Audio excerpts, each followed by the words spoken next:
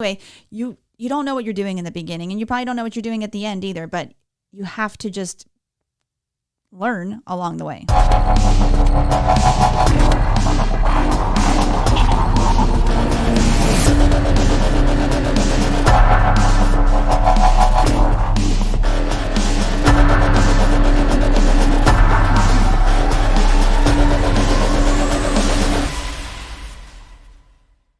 I'm Dana White, founder and host of One Real Story, the podcast and book series where we provide entrepreneurs with practical advice through the voices of successful entrepreneurs.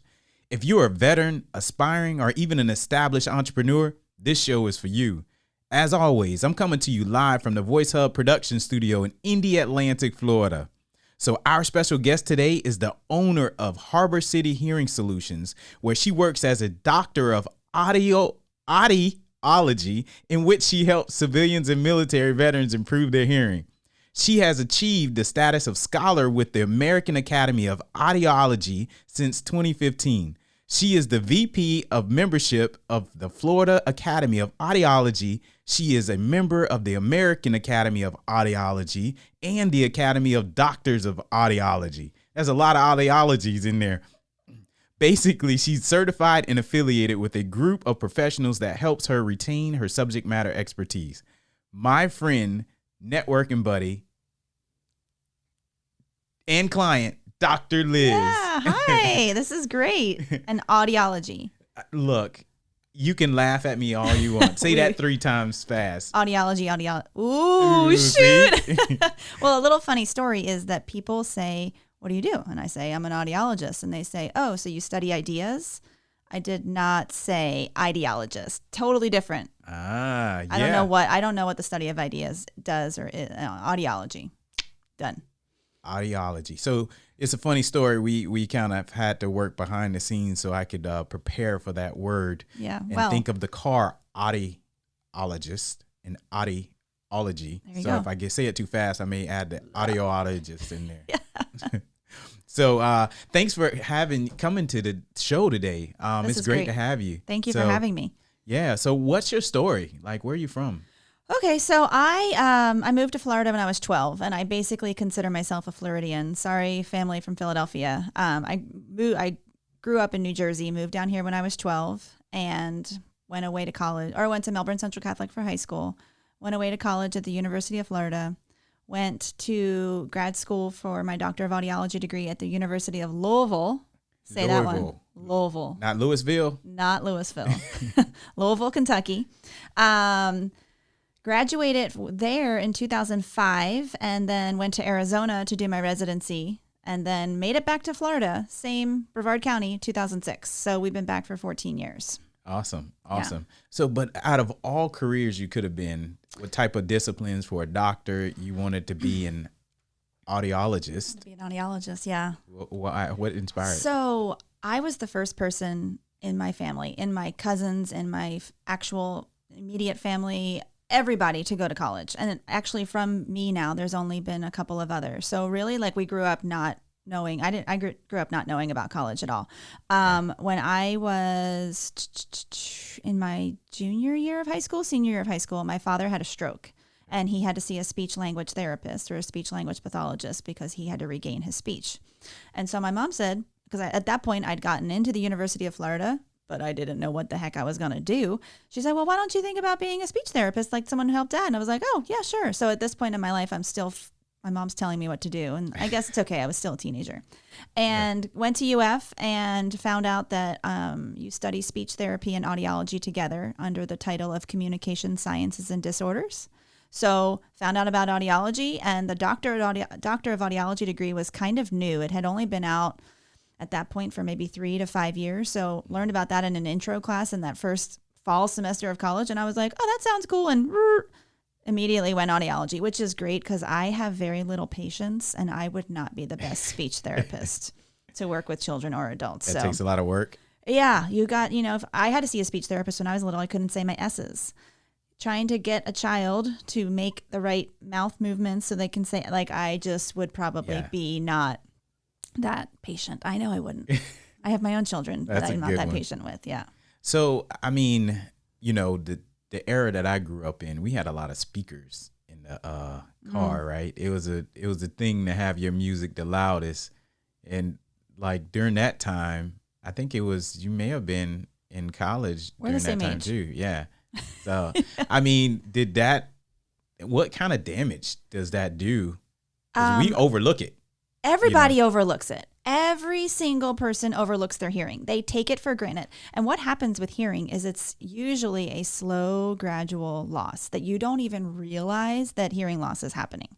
I'm the person that has hearing protection, little disposable ones in my car, and I embarrass my children. I'm like, oh, that person, I'm just going to throw it through their window because they want everybody to hear their bass anyway. They shouldn't be embarrassed that I'm throwing hearing. I've never done it, but No? I'm going to at some point. I'm like, no, Mom, don't do that. Don't do that. You're going to embarrass us. But yeah, serious damage. It's called noise-induced hearing loss. But people they think, I'm going to be fine. I'm 25, whatever. I can do this. No. I actually saw a patient a couple days ago. I asked him to come in for a hearing test. I know him. He's in his 70s.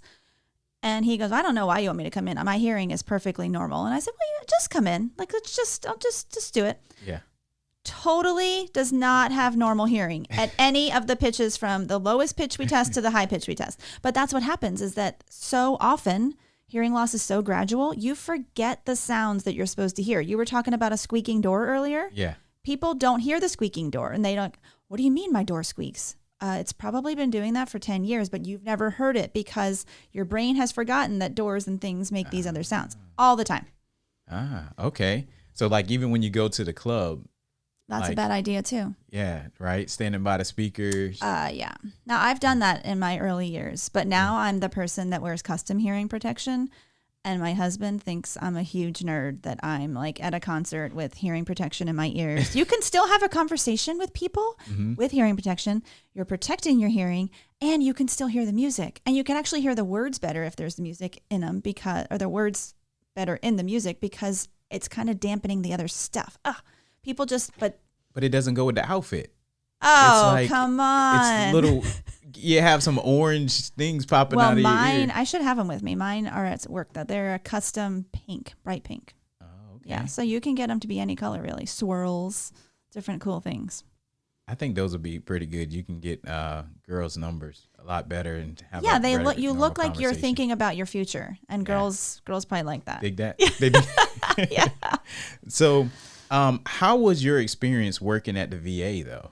Okay, so I had a great experience at the VA. I was actually I was a VA employee, but I was a fee basis or a contract employee there. I worked there for 5 years and I set my schedule. So I could work 7 days a week. I could work 0 days a week. I could work from 7 till 7 if I wanted to. Wow. So I did that when my kids were really young.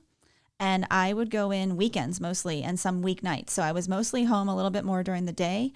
And then I would go in from 8 o'clock in the morning on a Saturday till 7 o'clock at night and see patient, like 11 patients a day, which was a bit tiring. And I probably could not do that in this age that I am now. Like I could do it a few years ago. Though. Yeah, sure.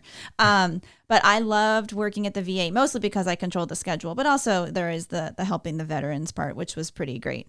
I did both sides. I worked on the compensation and pension aspect of it. So if somebody said that the military caused their hearing loss, I was one of the audiologists who would test and then go through the reports and not the reports, their records, and find any hearing test that they ever had while they're in the military, which is very interesting because back in the 40s, there wasn't a true hearing test. It was, somebody whispering from 15 away, "Can you hear me now?" Oh, wow. Yeah. So that's not proving anything. That's just proving that someone can hear you from 15 feet away. So now we're much more specific with testing each frequency and seeing, because with a noise-induced hearing loss, we typically see a notch in the higher frequencies. So that was cool. So obviously, my background, right? So you kind of perked my ears when you said that the military tests your hearing, and what they did back in the days they've improved, right? Totally. But it's still good to go and see someone outside. I don't know. So I always tell my guys that have been in the military, don't waste your time with me. If you can get the benefit and go to the VA, then that's great. Especially if they if they qualify for hearing aids or if they're a candidate for hearing aids, if you can have the government help you with those, then that's better than having to come and private pay for them. So I often tell a lot of people, go to the VA first, but I've sent probably 5 people there in the past couple of weeks, and they've all found out that they can't go there. So then they come back and see me. So there's like, the VA has rules about who can be enrolled, and I don't really understand their rules, and I don't really have to understand their rules. So yeah, but you're a good person to go to. Yeah. Harbor City Hearing Solutions. That's me. Yeah. So now what motivated you to make the leap to go on your own? Because you were under secure. Yeah, I was under. So after, when I left the VA, I went and worked for a large medical group in town. And I pretty much knew immediately that that was not going to be my last stop in my career. I wasn't very happy there, like within the first couple of weeks. My mom likes to remind me of that. So I had been an audiologist, or have been an audiologist, since 2005. So I've worked in many different fields. I've been a school audiologist. I've worked at the VA. I worked with cochlear implants, for a cochlear implant manufacturer. I worked in ear, nose, and throat office, and then this large medical group. But I wanted to do the right thing all the time. It's very hard to do the right thing when someone else is over you who's not an audiologist, who's trying to tell you what to do and micromanaging you. Oh, yeah. And there was just so many things that I'm grateful for all of those experiences, but I knew in 2016, summer of 2016, that the only way for me to do the things the right way and to follow best practices was to go out on my own. Yeah. And so it took me, what did it take me? 2.5 years from that time when I realized that's what I wanted to do. Because you really can't just go, okay, I'm going to open up an office. You've got to have a lot of stuff and a business plan. And we actually had just sold our house, so I couldn't ask for a loan because I didn't have any kind of collateral. So there was so many things that had to get lined up before I could actually do it.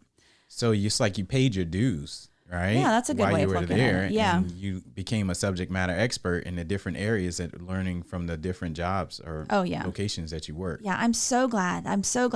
Even though some of those experiences were less than wonderful. It made me a better person, and in addition, it made me a better audiologist.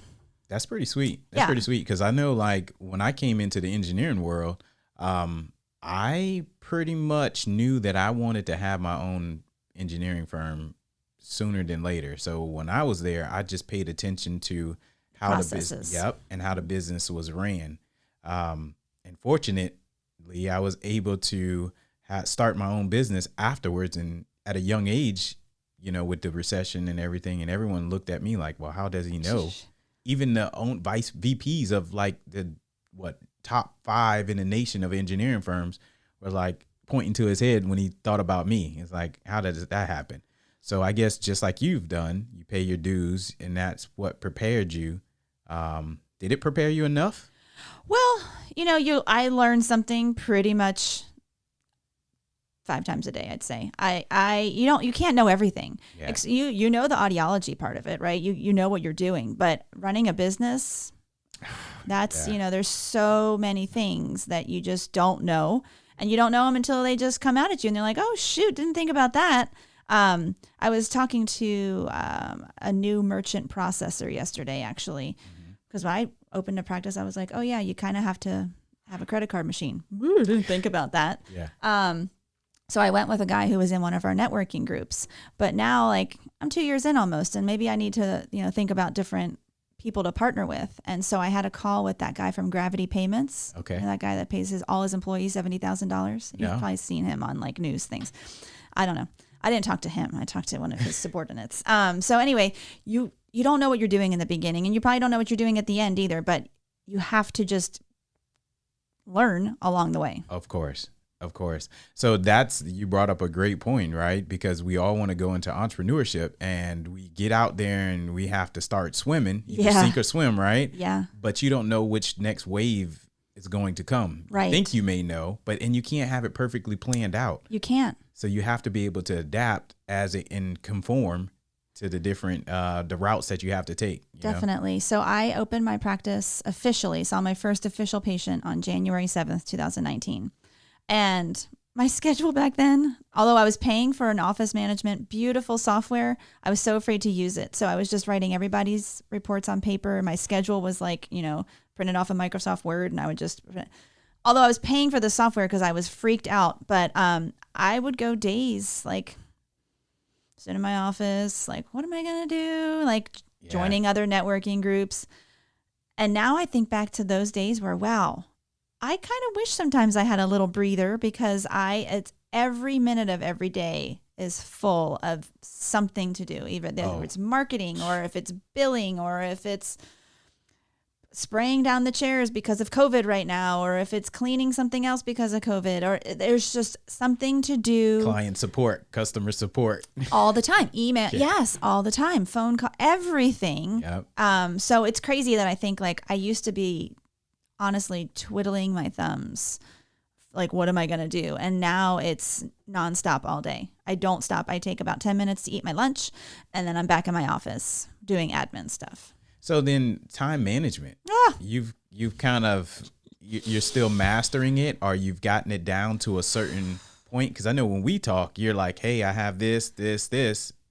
And I'm like, oh, I need to do a little bit more of that. Yeah, I feel like I do have pretty good time management, but then there's little wrinkles that get thrown in the way. I understand that my work cannot take over my personal life. I have a husband. I have 3 children. They have activities. I have personal activities too. But right now, I think my time management is not the best, just because everything is so busy. And with our current pandemic, it makes work extra, and everything is extra all the time. So I think I have a good handle on time management, but just right now, it's not as good as it could be. That's life, right? We all have areas of improvement. Yeah. And we're working on it. Yep. Always working.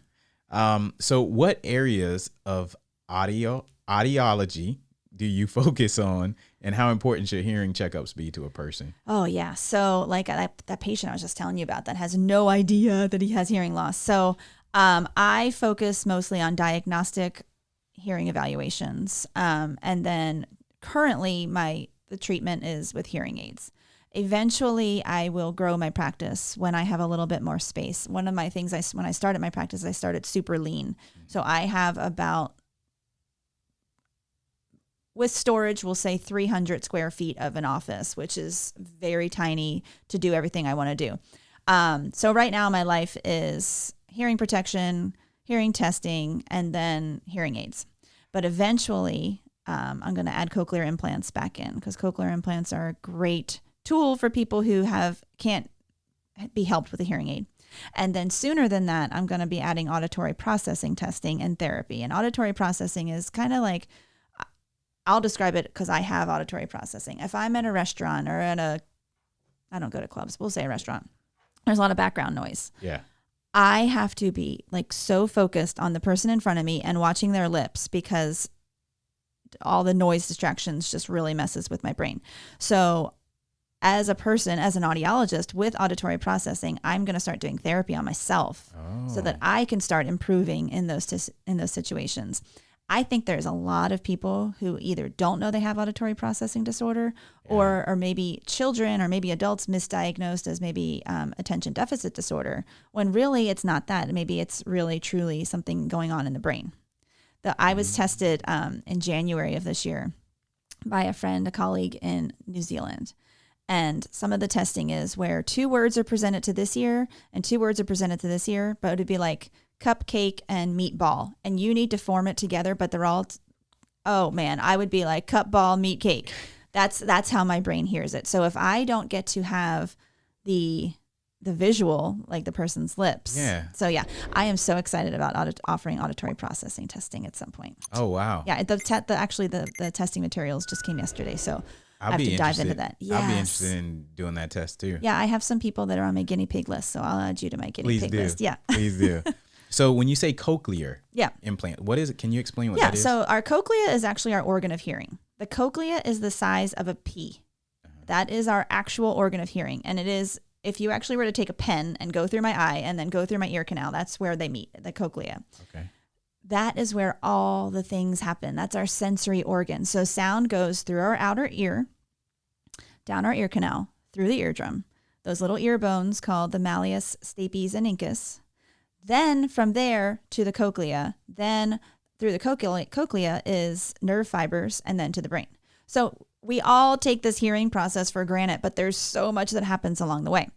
People who are cochlear implant patients or candidates, their understanding, the way that we understand words in quiet, is typically 50% or less. So someone who is sitting in quiet and understanding less than 50% of the conversation is a cochlear implant candidate.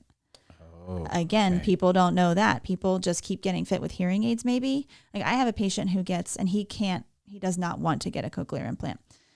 In one ear, he understands 14% of words said to him. In the other ear, 2% of words said to him.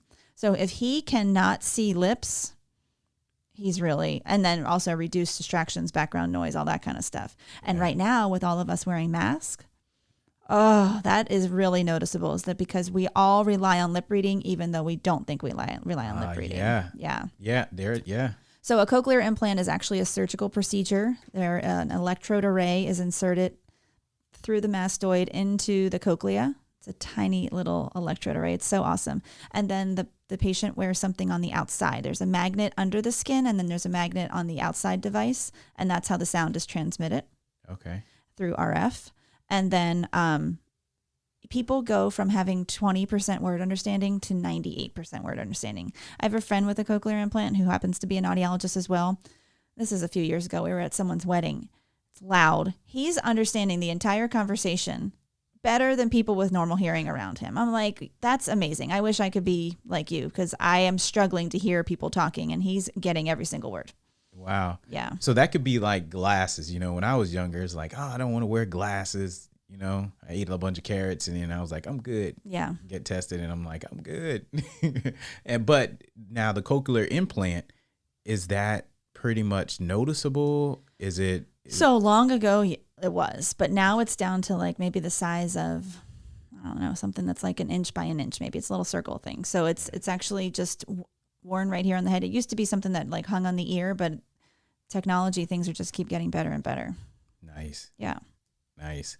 So as an entrepreneur, what are some of your biggest challenges so far, and like, how did you overcome them? I don't know if I've ever overcome them. How am I working towards overcoming them? Well, we've already talked about time management. That's something. Learning everything that you think, I'm like, what's it called? Like squirrel. Yeah. So in October, what's this, November? In October, I attended a couple of different conferences, and it's like, oh, we could be doing this and we could be doing this. And I'm like, oh my gosh, I want to do that in my practice. I want to do this. And so I'm like kind of all over the place, and I need to sit down and set some goals, because you want to do everything, but you can't do everything. And I also can't do everything well. Also, I'm the only employee of my practice. So Solopreneur. Yes. So someone who, I do have a virtual receptionist, which is fantastic. You call my office line and it rings to someone somewhere in the United States. So that has been helpful, because I can't answer the phones anymore. But I am the person that's doing the marketing and the advertising and the seeing the patients and the writing the patients' reports, and then the billing and then the mailing and everything. So it is a lot to overcome.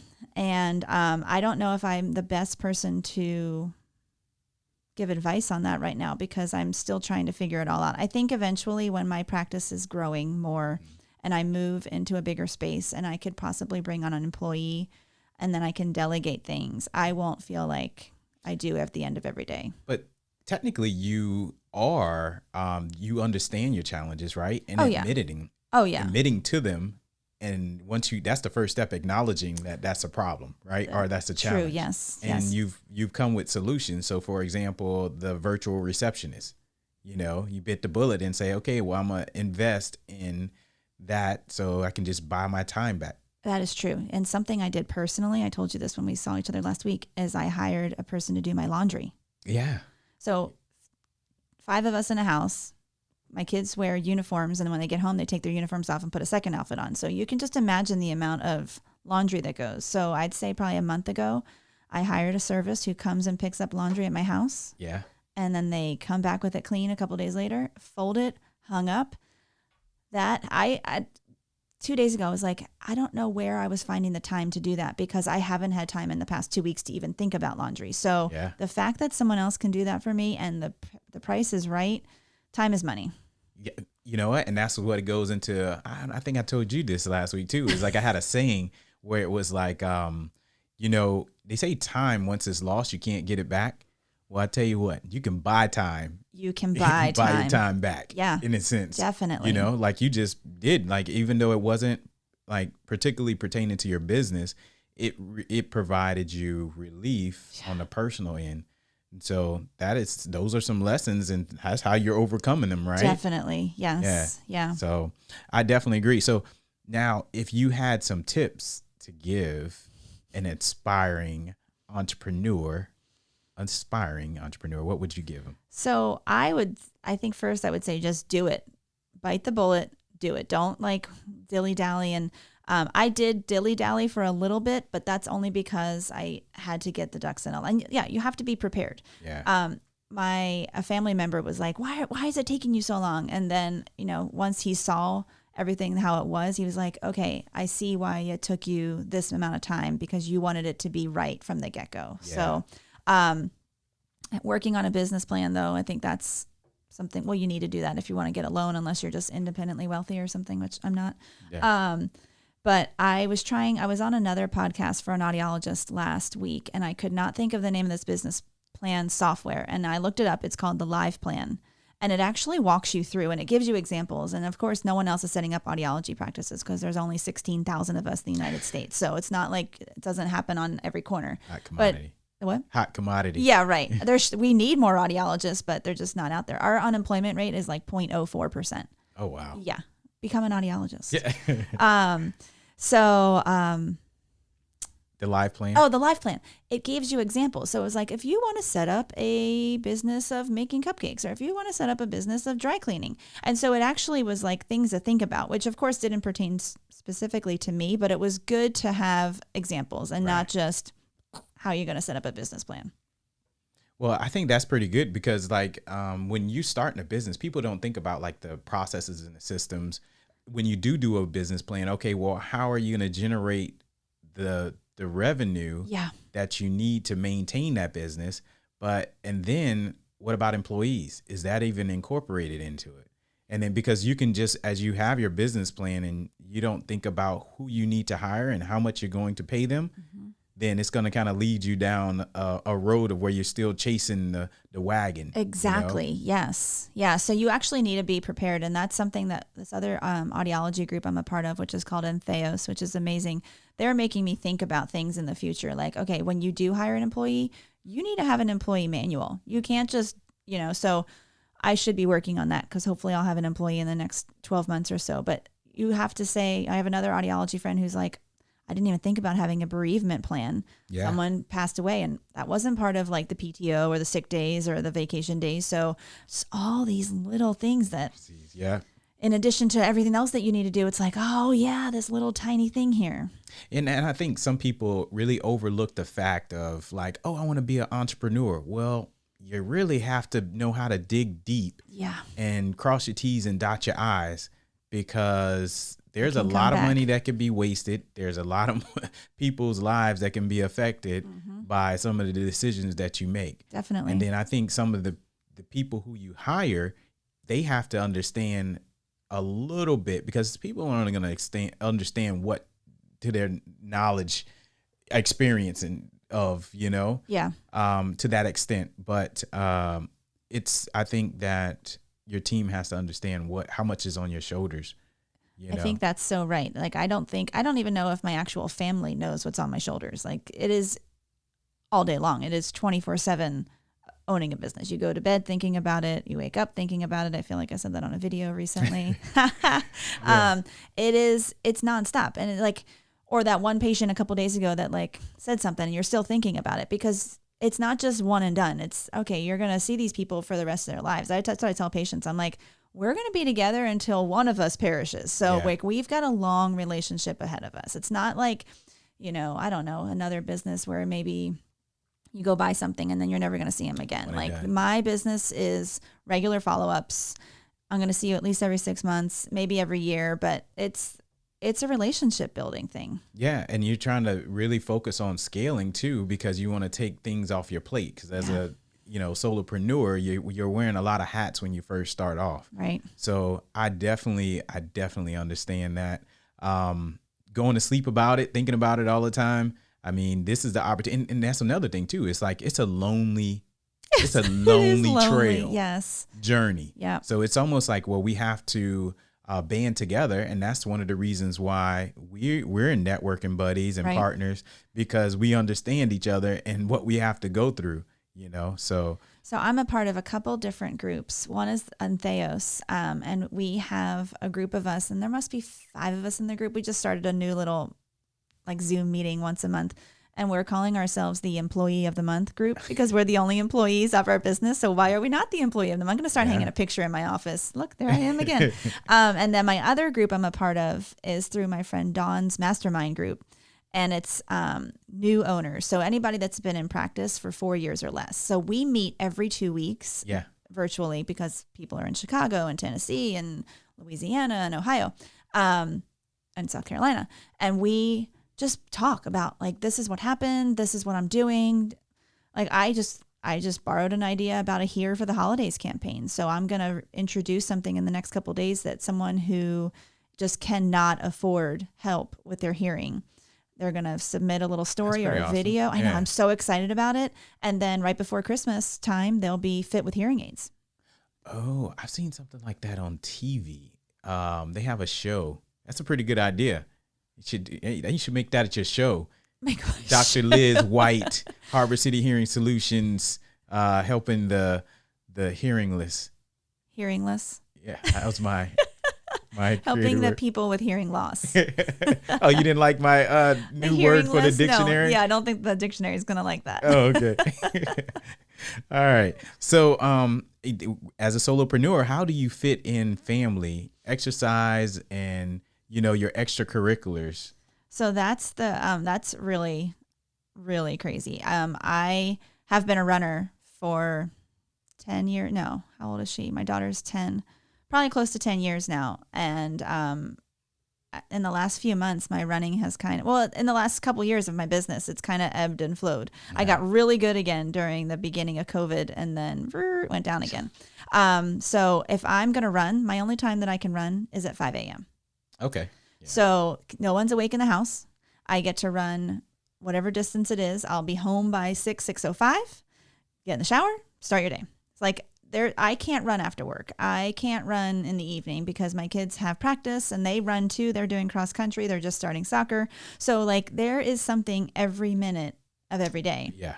And then luckily my husband, he's really fantastic with helping, as he should. He's the father of of the children. And my husband, he's taken on a new role though. He is making almost all dinners now, which is really good. He's that good? Yeah. I'm blessed. And, nice. We have to conquer and divide because we've got kids that need to be here and kids that need to be here. And so we have to kind of split things up. And then we also have a great village of friends too, whose kids happen to be on the same thing. So we all just kind of help each other. And then I just decided I wanted to get back into ballet after 30 years. So now I'm adding ballet into my own schedule, which can't happen at 5 a.m. So I have to do that on someone else's schedule. But I love it. So you're learning to have a life while being an entrepreneur. Yeah. Which is pretty good. Yes. Pretty great. It's good too because you need that you need that outlet. breakaway. Yes. Yeah. And it's definitely, I know I need the running. That definitely releases stress. And I finish running and I'm on cloud 9. So it makes me start the day as a much happier person than getting out of bed. Yeah. And there's 2 things, right? So one, as an entrepreneur, I don't have a problem waking up at 4 or 5 o'clock in the morning. I feel like I'm beating the masses. Yeah. That's my Zen time. So going to work out, or I could squeeze in answering some emails, I can focus better. So, and then 2, it's like a support system. I think having a solid support system is definitely important for you to be successful as an entrepreneur. Definitely. Yeah. You can't go at it alone. Yeah. Even though you and I are in completely different fields, we can learn from each other. Absolutely. Yeah. Yeah. So that's a blessing.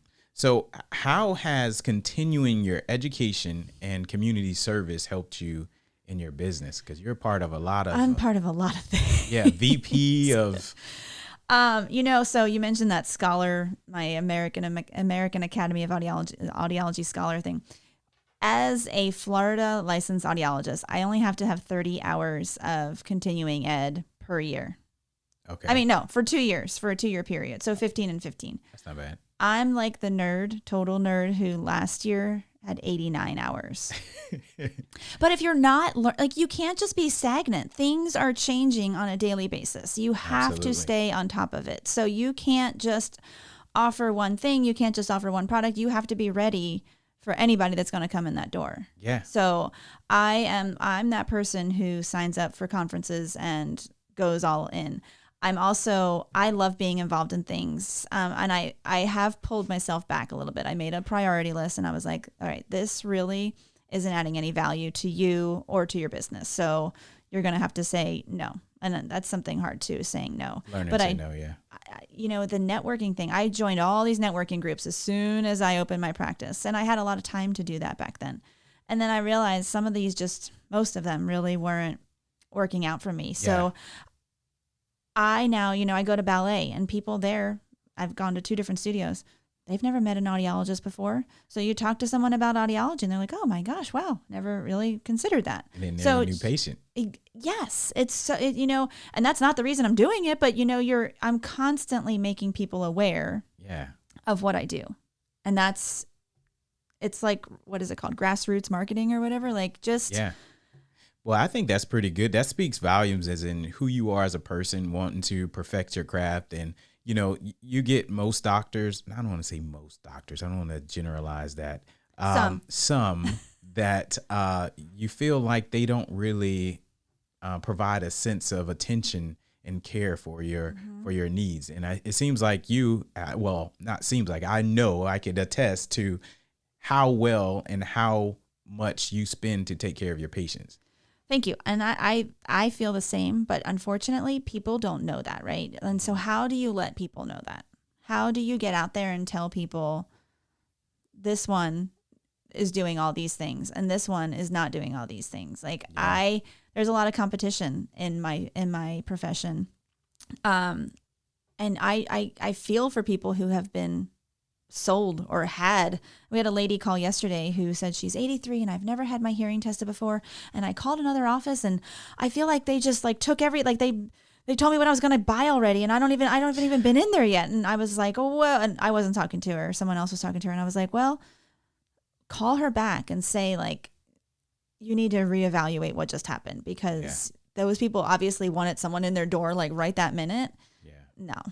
Well, that's good though. So you didn't really, you're giving advice sound advice to some of your patients if they're being steered or the definitely. wrong way, Yeah. So I see a lot, I can't remember if we talked about this before on the show, people who could go to the VA. Mm-hmm. So I'd say, no, we're stopping this appointment right now. I need you to go over there and see if you can get enrolled. And some of them leave my office. I'm not too far from the VA and drive over there. And then they go, oh, nope, I can't be enrolled. And they're coming back already. I'm like, all right, well, we now wasted our appointment time. So we'll get you back on the schedule. But you got to let people know what benefits there are to them. Right. So that's good though. Thanks. Right? Yeah. So, what are your plans now for the future? And what are some of the projects that you're working on? Oh, I'm afraid to tell my plans because one, they may not that actually. You can. Okay. And some people just don't need to know things. I do want to grow. I always thought I would be the only audiologist in my practice. But now I'm realizing I probably will have to have somebody else. And so I can step back a little bit and do some more of the business things. Yeah. And, getting out in the community and being a little bit more involved and then having someone in my office seeing patients and then also hiring an audiology assistant because, side note, a lot of hearing aids now connect to Bluetooth. And so the phone rings and it's ringing through your hearing aids and your hands free and nothing, you don't have to hold a phone. But my patients now think that I'm the Apple Geek Squad or whatever. So they're like, can you fix my phone for me? I'm like, so really that kind of stuff can get off of my plate and go onto someone else's plate because I can't do all that. And plus I don't know how to work all phones and I'm not an Android, I got this or that. So, some of my plans are talking about growing my employee base and maybe growing into another practice and having a second location at some point. I still think that's a few years away, but I would like to offer my services to other people. Yeah. And then of course my offering auditory processing testing. I'm really, that like really geeks me out, and I'm excited for that. Well, look, we'll be excited to have you back and talk about that. That'd be cool. Auditory processing. There you go. I'm glad I have you here to help me. Yeah, you're welcome. So Dr. Liz, where can everyone find you? Well, I have a few social media sites. You can find me on Dr. Liz White on Facebook. You can also find my business, Harbor City Hearing Solutions, on Facebook. I just last week, or maybe it was this week, started a TikTok, which my kids don't even have cell phones, but they're stoked that I have a TikTok. I have a colleague in Canada who does a lot of wax removal TikTok videos, and people love it. And so I've put a couple videos on there for wax. It'll take me some time. So that's kind of fun. My office phone number is 321-723-4663. And then I really encourage people to check out my website because there's so much information there, and it really gives you like a good starting point as to getting into my office and how it goes. You have a great website, by the way. Thank you. And he doesn't even do my website. And we're soon going to have videos on there that we produced last week. So that's fun. Absolutely. So your website is Harbor City HarborCityHearing.com. No solutions. HarborCityHearing.com. Awesome. So Dr. Liz, as always, thanks for your time today and sharing your story. No, you're welcome. So now to our listeners, thank you for your time. Let us know what you think of our show, and stay tuned. There's more to come with our book series and episodes. If you have any questions or would like to continue to be inspired, you can always find us at onerealstory.com. And remember this quote by Mark Twain: do the right thing. It will gratify some people and astonish the rest. You could thank Dr. Liz for that one. Thanks, everyone. All right, bye.